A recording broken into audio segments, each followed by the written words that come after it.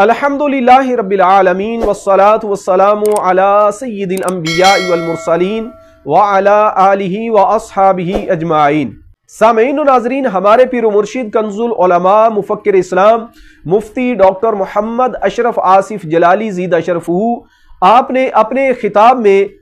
انبیاء علیہم السلام اور اولیاء اللہ کی قبور سے برکت، تبرک اور توسل کا عقیدہ بیان کرتے ہوئے حضرت سیدنا ابو ایوب انصاری رضی اللہ تعالی عنہ کا عمل پیش کیا، جس پر ایک وہابی مولوی نے اعتراض کرتے ہوئے یہ کہا کہ یہ جو ڈاکٹر صاحب نے حدیث بیان کی ہے یہ روایت صحیح نہیں ہے، یہ ضعیف ہے، اس سے استدلال کرنا یہ درست نہیں ہے۔ تو سامعین و ناظرین، میں آپ کے سامنے اس اعتراض کا جواب بھی انشاءاللہ تبارک و تعالی عرض کروں گا۔ اس سے پہلے وہابی مولوی نے ہمارے پیر و مرشد کنز العلماء مفکر اسلام پر جو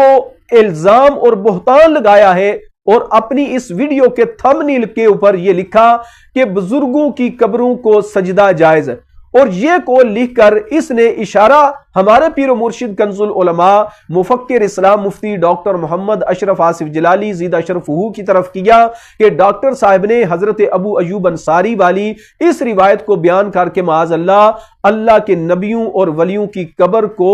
سجدہ کرنا اس کا جواز نکالا ہے، معاذ اللہ ثم معاذ اللہ۔ تو یہ اس وہابی مولوی کا بالکل بہتان اور الزام ہے۔ ہمارے پیر و مرشد کنز العلماء مفکر اسلام مفتی ڈاکٹر محمد اشرف آصف جلالی زیدہ شرفہ تو وہ اللہ کے ایک برگزیدہ بندے اور ایسے عالم ربانی ہیں جنہوں نے حکومت وقت سے مطالبہ کیا اور حضرت سیدنا داتا گنج بخش علی حجویری رحمت اللہ تعالی علیہ کے مزار کے ارد گرد جو بنگیوں، چرسیوں اور ڈھول ڈمکے والوں نے ڈیرے ڈالے ہوئے تھے، ہمارے پیر و مرشد کنز العلماء مفکر اسلام مفتی ڈاکٹر محمد اشرف آصف جلالی آپ نے حکومت وقت سے مطالبہ کیا کہ ان بنگیوں اور چرسیوں اور ڈھول ڈمکے والوں کو داتا صاحب کے مزار سے اٹھا کر باہر پھینکا جائے، اس لیے کہ حضرت سیدنا داتا گنج بخش علی حجویری رحمہ اللہ کا مزار یہ انوار و تجلیات کا مرکز ہے، یہ بنگیوں اور چرسیوں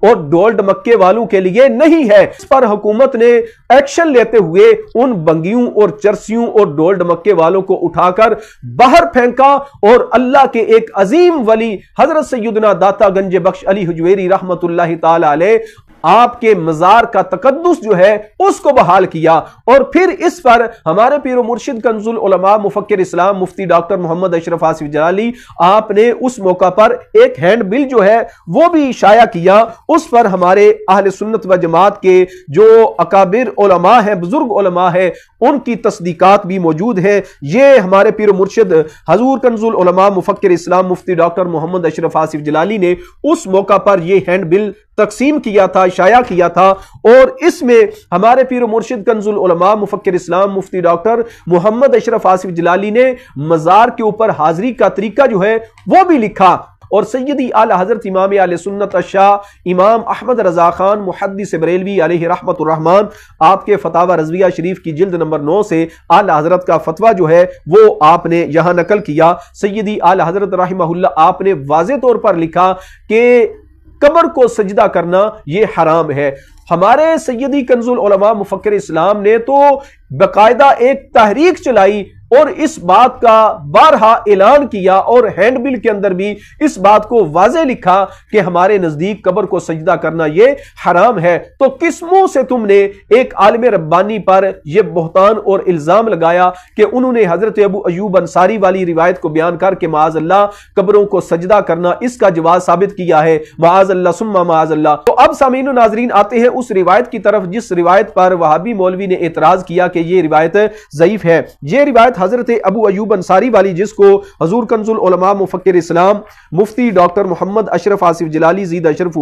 آپ نے اپنے خطاب کے دوران بیان کیا تھا کہ صحابہ کرام علیہم رضوان بھی برکت، تبرک اور توسل کے لیے روضہ رسول پر جایا کرتے تھے۔ وہ روایت کچھ اس طرح ہے کہ حضرت سیدنا ابو ایوب انصاری ایک دن نبی اکرم صلی اللہ علیہ وسلم کی قبر انور کے اوپر اپنا چہرہ رکھے ہوئے تھے۔ اتنی دیر میں مروان آیا، مروان نے دیکھا کہ ایک بندہ اس نے نبی اکرم صلی اللہ علیہ وسلم کی قبر انور کے اوپر اپنا چہرہ رکھا ہوا ہے۔ تو مروان نے یہ کہا کہ اتدری ما تصنع، اے بندہ خدا تو جانتا ہے تو کیا کر رہا ہے؟ تو جب حضرت ابو ایوب انصاری نے مروان کی یہ بات سنی تو حضرت ابو ایوب انصاری نے اس کی طرف دیکھا تو پھر اس کو پتا چلا یہ تو میزبان رسول حضرت ابو ایوب انصاری ہیں۔ تو اس مقام پر حضرت ابو ایوب انصاری نے مروان کو جواب دیتے ہوئے یہ کہا تھا، جئت رسول اللہ صلی اللہ علیہ وسلم ولم آتی الحجر، اے مروان میں اللہ کے رسول صلی اللہ علیہ وسلم کے پاس آیا ہوں، میں کسی بت کے پاس نہیں آیا۔ یہ روایت جو حضور کنز العلماء مفکر اسلام مفتی ڈاکٹر محمد اشرف آصف جلالی زیدہ شرفہ آپ نے اپنی خطاب کے دوران بیان کی تھی، اس پر وہابی مولوی نے اعتراض یہ کیا کہ اس روایت کی سند میں ایک راوی ہے ابو داود بن ابی صالح، اس پر محدثین نے کلام کیا ہے، لہٰذا یہ راوی ضعیف ہے، اس کی بیان کردہ روایت جو ہے یہ ضعیف روایت ہے۔ اور بالخصوص اس نے امام ذہبی رحمہ اللہ کا نام لیا کہ امام ذہبی فرماتے ہیں کہ یہ ایک مجہول بندہ ہے۔ تو میں کہتا ہوں کہ امام ذہبی کا یہ کلام میزان کا تمہیں نظر آیا، لیکن امام ذہبی رحمہ اللہ آپ نے اس روایت کو صحیح کہا ہے، یہ تمہیں نظر کیوں نہیں آیا؟ یہ میرے پاس مستدرک للحاکم ہے، یہ قدیمی کتب خانے کا چھاپا جلد نمبر 5 صفحہ نمبر 418 ہے۔ امام حاکم رحمہ اللہ آپ نے اس روایت کو لکھنے کے بعد آپ نے یہ کہا، ھذا حدیث صحیح الاسناد۔